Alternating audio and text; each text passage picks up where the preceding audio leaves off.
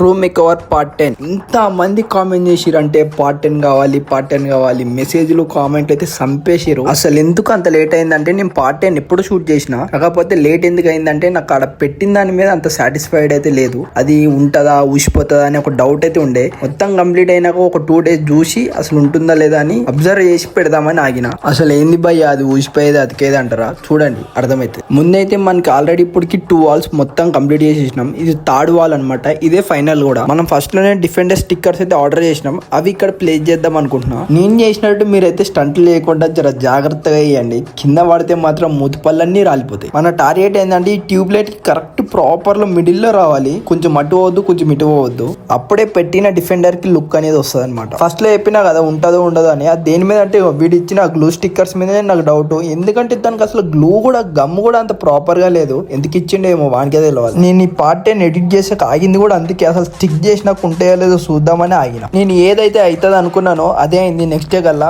మొత్తం ఊసిపోయి ఇట్లా వచ్చేసి మళ్ళీ అన్నిటికీ వెనక డబుల్ ప్లాస్టర్ అతకబెట్టుకుంటా సెట్ చేసిన. ఫైనల్ అవుట్పుట్ అయితే ఇట్లుంది. ఇంకా ఈ వాల్ మిస్ అయింది ఏంటంటే కటిన్ కూడా వేయాలి. కటిన్ కూడా మనం కొనుక్కొని వచ్చినాం ఆల్రెడీ, ఎర్రగడ్డ మార్కెట్ కి పోయి మరి థ్రిఫ్ట్ చేసిన దాన్ని. అదంతా నెక్స్ట్ పార్ట్ లో చూపెడతా. ఎందుకంటే మీరు ప్రాపర్ గా ఇంటే నా వెనక బ్యాక్గ్రౌండ్ లో డిస్టర్బెన్స్ ఎక్కువ వస్తుంది. అది కాకుండా దుర్గామాత పూజ కూడా అవుతుంది. మీకు డిస్టర్బెన్స్ ఉండద్దు, నాకు డిస్టర్బెన్స్ ఉండద్దు, అందుకే క్లారిటీగా ఇంకో పార్ట్ లో ఎడిట్ చేసి పెడతా.